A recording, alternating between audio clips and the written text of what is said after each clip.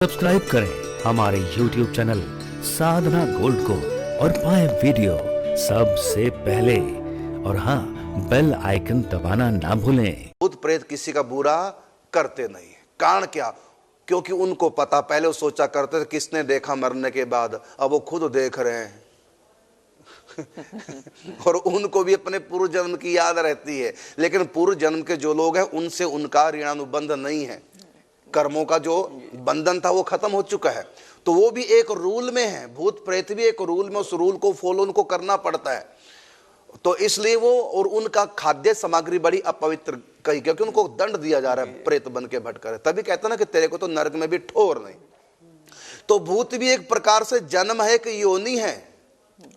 ऐसा नहीं कहते आत्मा भटके, आत्मा नहीं, उनका शरीर है, आतिवाहिक उनका शरीर है, वायु तत्व का बना, उनको जन्म मिल चुका, जन्म है वो भोग योनि है।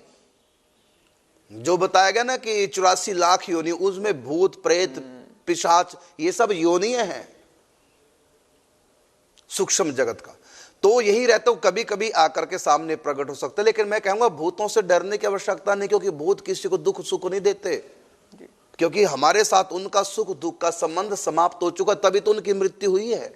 वो हमको सुख दुख नहीं दे सकते। हाँ, यदि हम उनका अपराध कर दे, जैसे भूत कहीं रहते हो, हमने वहां बाथरूम कर दिया, पेशाब कर दिया, तो उनको गुस्सा आ जाता है।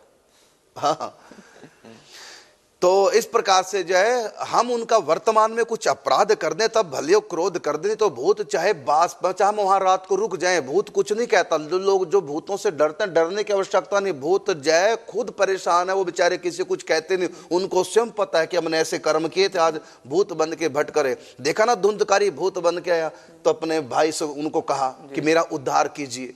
ऐसे एक पारसी प्रेत बन गया, और भाई से हनुमान प्रसाद पोदार जी बंबई में चौपाटी पे बैठे हुए समुद्र किनारे, एक सफेद वस्त्रों में उनके आगे एक व्यक्ति बार बार आता चला जाता है, बार बार आता चला जाता है।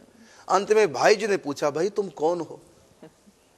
तो उसने बताया कि घबराना नहीं, मैं पिशाच प्रेत हूं, पारसी प्रेत। बताया कि घबराने। भाई जी क्यों घबराएंगे? तो बैठ के महामंत्र जाप कर रहे थे, और तो महापुरुष थे।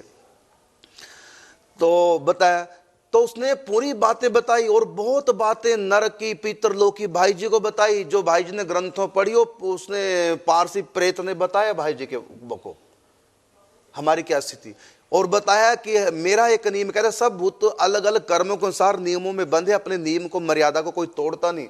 तो मेरी एक मर्यादा है कि जब तक मुझको कोई पूछे बात नहीं करेगा, पहल नहीं करेगा, तब तक मैं बोल ही नहीं सकता। इसलिए मैं आपके सामने बार बार घूम रहा था कि आप पहल करें, क्योंकि मेरा रूल है, मैं जिस नियम में बंधा हूं कि किसी पहले कोई मुझसे बात करे तभी मैं कर सकता हूं, तो बात ही नहीं कर सकता। और उस रूल को भी भूत प्रेत भी फॉलो करते हैं, मर्यादा नहीं तोड़ते, इनकी भी मर्यादा होती है। ये अनावश्यक किसी को तंग नहीं कर सकते। मान लो यहां भूत रह रहा है इस कोने में, और आप रात को वहां सो गए, तो कुछ भी नहीं कहेगा। भूतों से कहता, भूतों से डरो मत। पता नहीं लोग डरा देते, ऐसे ऐसे सीरियल बनाते हैं, पिक्चरें भूतों की बनाते हैं, सब गलत सिद्धांत बता रहे हैं। ऐसे भूत नहीं होते। भूत तो सब जगह मिल जाएंगे, लेकिन कुछ नहीं कहते। यहां तक कि कई बार तो अपने खेत की रखवाली करते हैं, अपने खेत में जिसमें सिर छोड़ा वहां रहते हैं और रखवाली करते हैं खेतों की।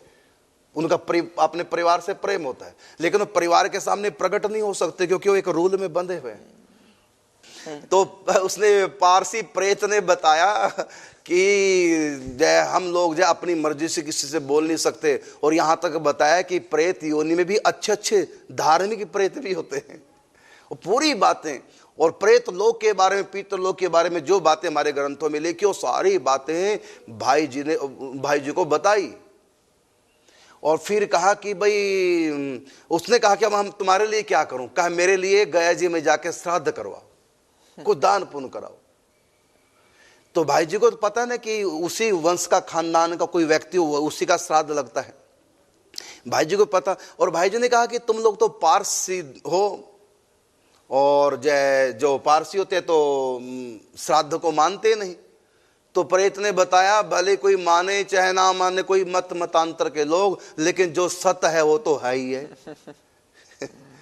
अब पारसी में और धर्म संप्रदाय के लोग चाहे माने चाहे ना माने, जो सत्य है वो तो तब भी है। इसलिए मेरा उद्धार करो।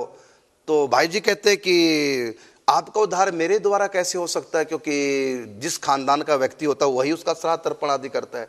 उसने कहा ये भी एक रूल है कि मेरी संपत्ति से कहीं आप सदुपयोग करो, उसका फल मुझको मिलेगा। कहा मैं तुम्हारी संपत्ति कहां से लाऊं? तो उसने बताया कि अमुक जगह नीचे धरती में मैंने गाड़ रखी है संपत्ति, वहां से उसको निकालो और उस मेरी कमाई से वहां। तो भाई जी ने उस संपत्ति को लेकर और उनके नाम से वहां श्राद्ध किया, करवाया, किसी को भेजा। उसके बाद वो फिर वो प्रेत द्वार आया, कहा अब मेरे को शांति मिलेगी, मैं बहुत प्रसन्न हूं।